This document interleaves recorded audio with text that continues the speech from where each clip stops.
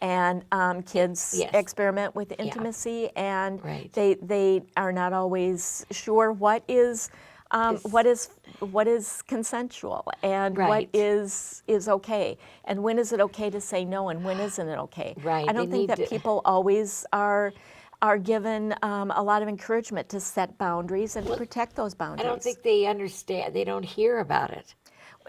And they're innocent about it. I don't think they Like realize. I said, it's not discussed in popular culture, which is where our kids go for information. Couldn't we just have a class on it? Our kids go online for information. That's not where I went. I probably went to a lot of places that gave me even more misinformation, but there's a lot of misinformation out there. And so it's important for kids to have places where they can get the truth, where they can get good information, where they can get good messages about men and women, boys and girls, and respect. Setting boundaries, respecting boundaries, and knowing that it's okay to say no. And for boys to know that yes means yes and no means no. And they better know what no means. And it's important for boys to understand, too, that this is not just misunderstandings, that people go to jail behind these misunderstandings. People end up with criminal records behind these misunderstandings. And so it's important for boys to recognize that there is something at stake here for them as well. For the rest of their lives. That it can follow you the rest of your life. It can affect things like that you never expect it to affect. Jobs, like even. Your career choices. It can affect credit. It can affect the college that you go to. That's right. The scholarships that you are considered for. That's right. It can affect housing, that when you start looking for an apartment, they look at your criminal record. They sure and do. People just think kids that they're, realize that. Well, they think that their juvenile records also are closed and that they don't exist. They're non-existent. No, that's not true. Your juvenile record is there, and although it's not public, it can be accessed by people who want to know something about you. Yeah, so you can do background checks. I used to have a cleaning service. I used to have to do background checks for the police department, and it's all there. It's also important to understand that boys can be hurt too, and that boys can be hurt in their relationships. It's important to understand that abuse can happen in gay and lesbian relationships, of course. And that boys can be victims of their male partners. Yes. That girls can be battered by their partners, by lesbian partners. Yes, they can. And so it's important for gay and lesbian couples to understand that the same laws that protect heterosexual couples in domestic violence protect them. Yes, that's and wonderful. It's important in teenage relationships that a lot of times they're very physical, and there's pushing and shoving and slapping, and sometimes people think that's just kind of a normal part, or that it's a passionate part of relationships. And it's disrespectful, and they need to understand that they can get into trouble. In the Liz Claiborne study that was recently done about dating, 1 in 7 boys reports being physically abused in their relationships. Oh, no. And it's important to know. 1 in 4? 1 in 7 boys. 1 in 7 boys. As we go through life, 1 in 3 girls will be victims of violence. 1 in 3 girls. And so up to the age of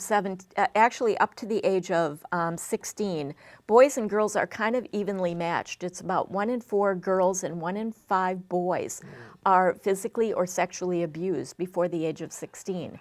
After 16, it kind of levels off because boys are more able to protect themselves. They protect themselves. But, it certainly does happen. For girls, it continues to rise. And 1 in 3 girls, and 1 in every 3 girls will be victims of some kind of abuse.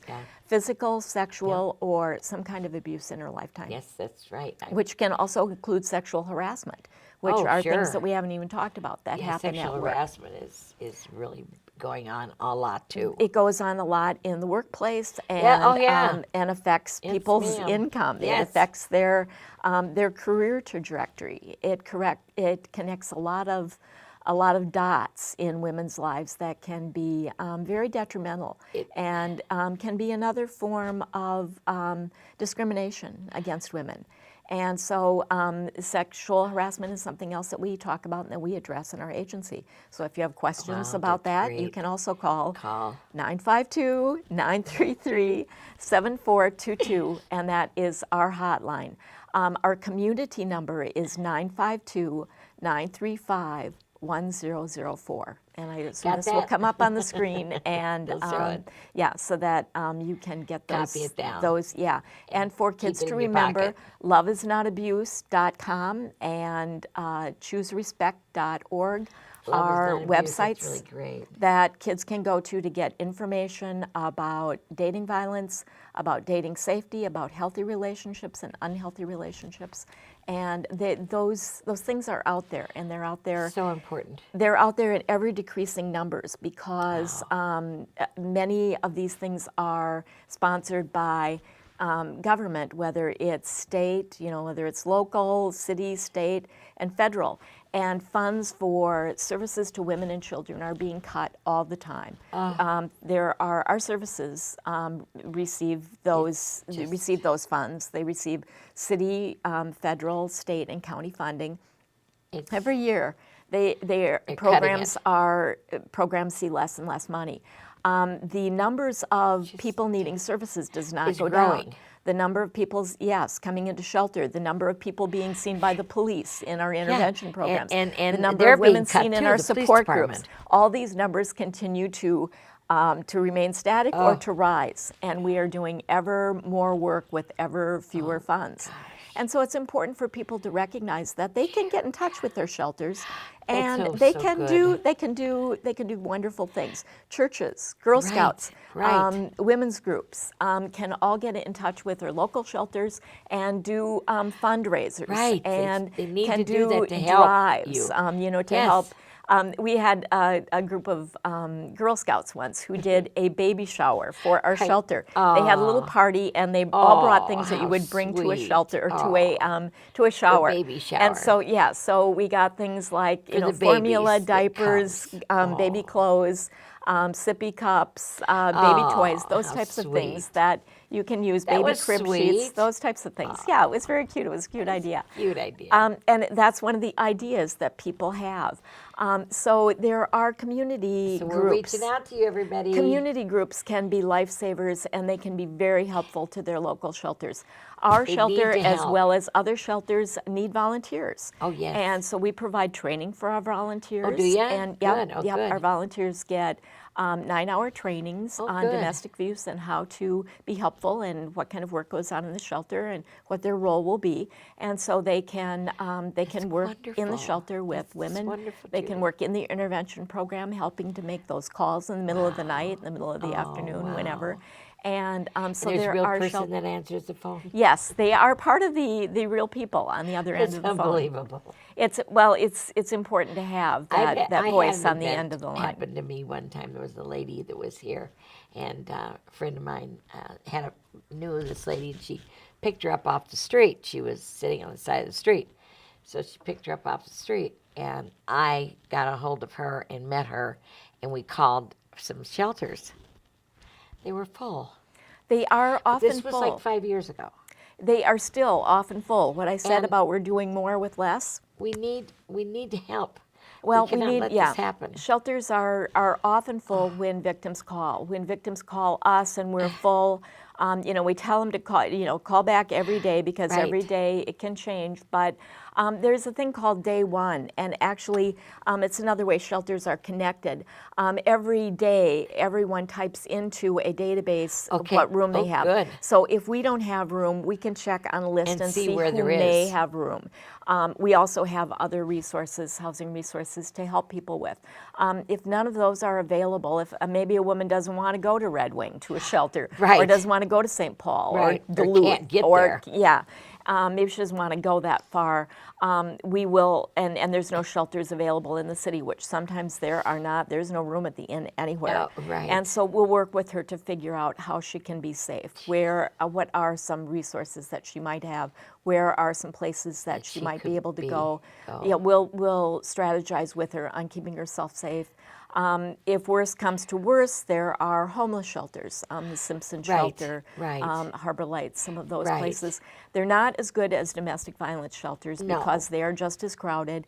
And when are we going to change this? And they're not getting advocacy when they're in those shelters. When are we going to change this situation, Judy? Well, I don't know. I think that's why it's important for everyone now this is the time of year when we're hearing a lot about women's issues and we're hearing about voting. It is very important for us to really be alert and really look at what all the candidates are saying and figure out who cares about women and children, who's willing to fund us, who's willing to put some skin in the game and to really support women's issues and all of women's issues. I'm just actually frightened of what possibilities could happen. And improve the spectrum of services that are available for women and children. We need to improve these places. We need to get housing. I mean, why can't we have a great big high-rise?